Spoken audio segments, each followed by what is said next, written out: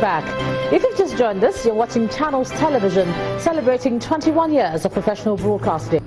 Now, we'll be continuing our coverage of the U.S. elections all day today through the eyes of our correspondents. We've got Ayotunde Balogun in Washington, D.C., and Maria Bird also in Washington, Sheung Okimbaloye in Wisconsin, and Adeshewa Josh in New York. Now, we also have Steve Miller and Jim Malone there from our affiliate organization, Voice of America. And here in Lagos, don't forget, we'll be staying with the U.S. poll all through the night, tracking the results, the issues, and the outcome with in-depth analysis all the way to the conclusion. Our correspondents will have doing that for us will be Chamberlain Oso and Amarachi Ubani in the Victoria Island area of Lagos, and Temitope Fabemi with Charles Aruka right here in our studios. So do join us. It's going to be a long night, an interesting night as well.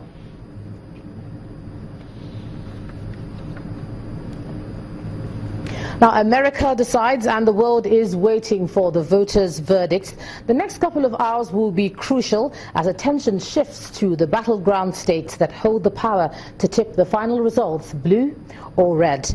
Let's get some perspective about that from a U.S. election analyst, Mr. Chika Modi, and he joins us from Washington. Glad you could join us, Chika. Yeah, just get yourself seated there. Hi, glad you could join us.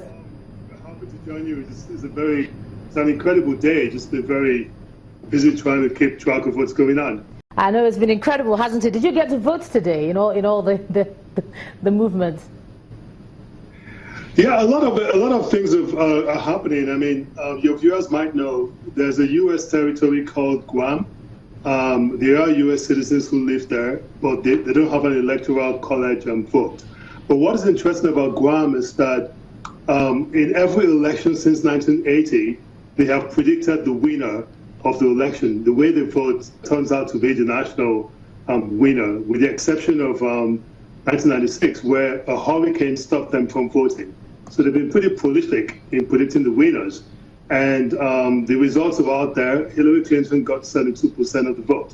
So if it's any sort of proxy indicator, then the stars might be aligning for Hillary Clinton. What's your perception of the process today, just in terms of early voter turnout? We saw it lower than it has been in the last couple of years, even though eventually people did come out. What did that tell you? Well, it's state specific. You have to remember that a lot has changed since the last election. This is the first presidential election since the Supreme Court decided to gut out provisions of the act that protected minorities from state, sort of state-mandated discrimination or disenfranchisement, if I can call it that. So what you've seen in the last 2-3 years is that many states, all Republican, have passed measures that have basically made it harder for minority citizens to vote. So they go to communities where the majority are African American, and they do things like cut down the number of voting booths, cut down the number of voting days. They introduced voter ID laws, which you might think is reasonable, but something like 1 out of 4 black voters in many of the states don't have any form of ID, government-issued ID. So these measures have depressed the black vote. And some of that was what you were seeing when they say turnout was lower. It was harder to vote. And there's a lot of analysis and data points that people are reviewing now.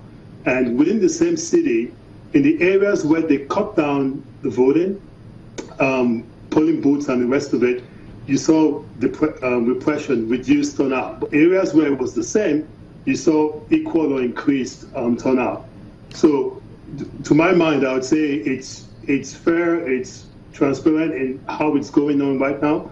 But those measures that were passed to make it harder to vote depressed turnout in some areas.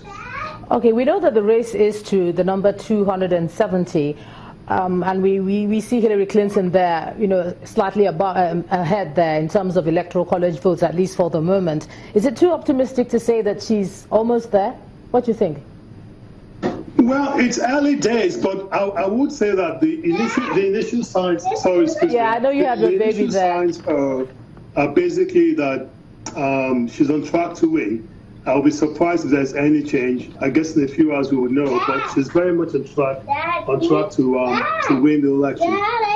Indeed. And then what do you think, I mean, you're a U.S. Nigerian citizen. What do you think the outcome... That's a future voter who is distracting me. Yes, I know. Basically, I think if you start seeing signs where there is depressed turnout in the big cities like in Pennsylvania, like the suburbs of Philadelphia and Philadelphia itself, or around Detroit, then there are signs that things are difficult for Hillary. But if you don't see that, and fortunately some of the first results will show that, then it's going to be clear signs that she's on the path to victory. All right, U.S. election analyst Mr. Chika Mori, thanks a lot for joining us all the way from Washington, and continue to keep your eye on it there with your family as well. Thank you.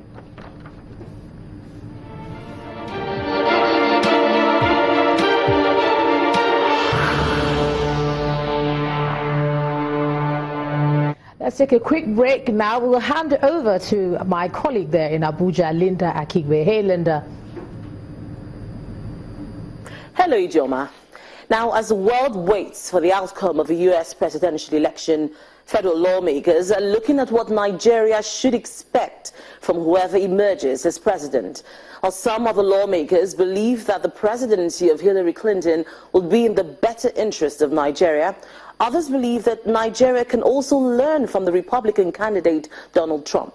Our correspondent Larry Lasisi reports. It's down in the United States as Americans go to the polls to vote in a new president. The race is between Democratic candidate Hillary Clinton and Republican candidate Donald Trump. The result of this election will certainly have implications for Nigeria as a country. Federal lawmakers look at some of these implications. We expect continuation from where Obama will stop, and that is why most Nigerians are routing for Hillary Clinton. The support we have gotten so far from them in the fight against Boko Haram, we want to believe that will continue. Over the years, the U.S. government have always been able to assist Nigeria in all ramifications in terms of security, in education, health. All ramifications they've done well. We have had a wonderful relationship, and we don't want it to end because who becomes the next president of the United States of America? And our expectation, if at all Clinton, get the ticket. Let me say ticket. So I think the security issue will be a bit better because she has a vast experience regarding the security, and then she was in the system for quite a long period of time. On trade and investment, they want a more balanced trade relationship. If it is Clinton that comes in, we should look towards a favorable trading synergy, cooperation, so to say, and it's going to be a symbiotic one. And from the effort of the present administration back home in Nigeria here, and because Clinton is going to be carryover of the Obama era. One issue that is a talking point in this election is that of immigration. For immigration, every country is entitled to preserve its own territory for the interest of its citizens. If there is anything to learn from Donald Trump, we may have to even learn that about defining our national interest and then remaining focused to that extent.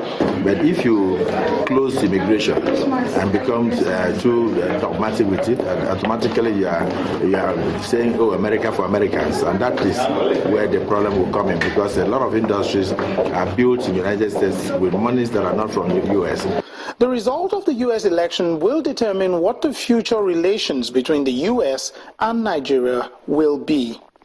Lanre Lasese, Channels Television News. Meanwhile, the president has been speaking on the benefits of multi-party democracy, which he says remains the best option for Nigeria. President Buhari urged Nigerians to appreciate the strength in the country's diverse ethnic and social groups. President Buhari, who said this in Iyamo, Edo State, where he commissioned some projects before he concluded a 2-day visit to the state, encouraged Nigerians to view the current economic challenges in the country as an opportunity to diversify it. Now, staying on party politics, Members of Nigeria's main opposition, People's Democratic Party, loyal to the Senator Ahmed Makarfi-led faction, have inaugurated a committee aimed at reinventing the party. According to the chairman of the committee and former Minister of Information, Professor Jerry Ghana, the new efforts are targeted at developing new strategies to end the party's leadership crisis. He also assures supporters of the party nationwide to keep hope alive, saying that the PDP is only asleep as the committee is on a mission to wake it up from slumber. This party will not be the same. This party will move forward. And I know it will happen, ladies and gentlemen, because it is the same resource persons, many of you here, that were used in 1998, 1999, when the great party, the PDP, was launched on the 31st of August here in Abuja in 1998. The same, many of you here were the ones who took the ideas back to your states and you mobilized. And whatever anybody may say, the PDP is the only party that is in every ward of the Federal Republic of Nigeria still waiting. And so this giant is just asleep. This committee is to design ways to wake up this giant and to move again, and to roar again, and to mobilize again and move forward. A group of youths from Rivers State under the aegis of Alliance in Defense of Democracy has staged a protest to the headquarters of the Independent National Electoral Commission, INEC, in Abuja.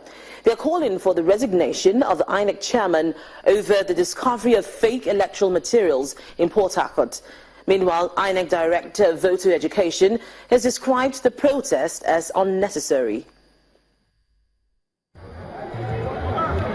Protesting members of the Alliance in Defense of Democracy, a political pressure group from the South-South region in Abuja.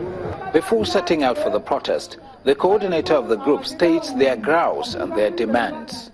We express our utter disappointment and shock at the complicity of the INEC chairman, Professor Mahmoud Yakubu, and the INEC National Commissioner in charge of elections, Amina Zakari, in the entire saga. The question that begs for answer are, how did the arrested printer get the serial number of the materials they were printing when the numbers were to be known only to INEC? The protesters then filed out into the streets. Their destination is the headquarters of Independent National Electoral Commission, INEC.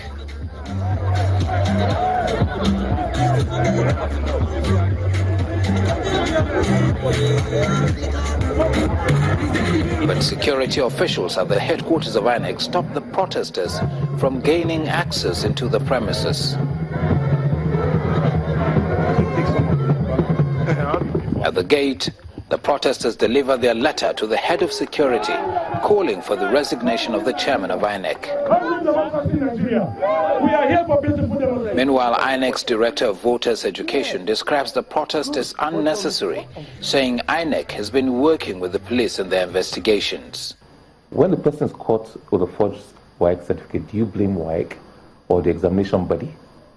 Because people have decided to go and forge these things. It's ludicrous, it's preposterous. Having said that, we still have to wait for the police to conclude their investigations, and we are collaborating and cooperating with the police in ensuring that we unravel the circumstances which led to this. This is the second time this group is staging this kind of protest since the arrest of the alleged printer of the fake electoral materials in Port Harcourt last week.